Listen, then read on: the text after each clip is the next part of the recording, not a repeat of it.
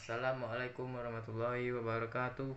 Perkenalkan, nama saya Rajes Nurwanda dari kelas I1 dengan NOBP 24101152610030 dengan membuat tugas video tentang analisa seseorang yang mantan kuli yang sekarang menjadi bos.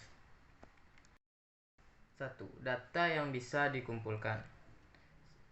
1. Modal awal usaha. Modalnya sekitar 20 juta untuk 10 gerobak dan peralatan produksi seperti penggorengan. Rasio keuntungan. Modal sekitar 30% dan keuntungan sekitar 70% dari harga jual. Waktu balik modal kurang lebih 2 sampai hingga 3 bulan. Kapasitas penjualan. Setiap gerobak rata-rata bisa membawa dan menjual 10 kg keripik singkong per hari. Jumlah aset operasional 10 gerobak didistribusikan kepada karyawan atau penjual. Strategi pemasaran awal.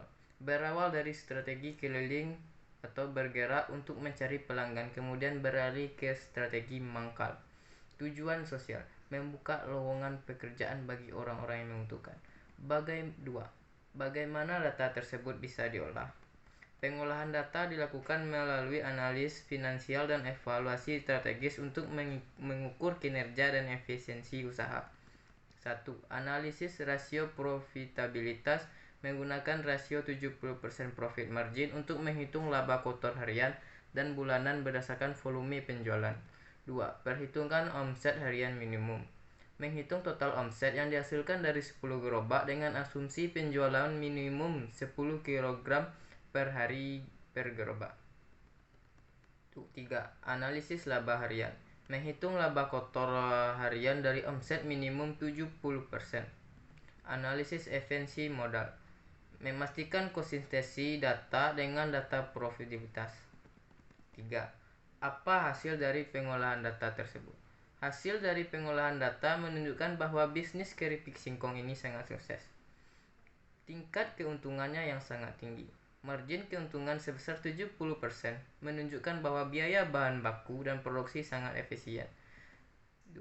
Pengambilan modal cepat. Periode ROI selama 2 hingga 3 bulan untuk modal 20 juta menunjukkan tingkat likuiditas dan efisiensi investasi yang unggul.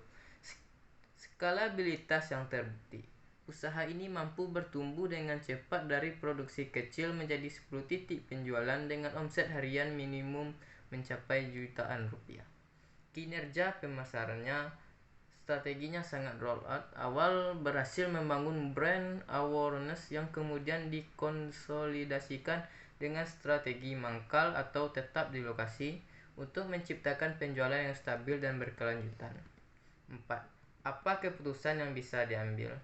Berdasarkan profitabilitas tinggi, cepat, dan model bisnis yang terbukti, keputusan utama yang harus diambil adalah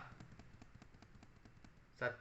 Ekspansi dan replikasi model bisnis. Tingkat jumlah gerobak dan perluas jangkauan wilayah, misalnya menjadi 20 atau 30 gerobak. Model operasional yang terbukti berhasil dengan 10 gerobak harus direplikasi di lokasi-lokasi potensial yang baru. 2. Standarisasi operasional atau SOP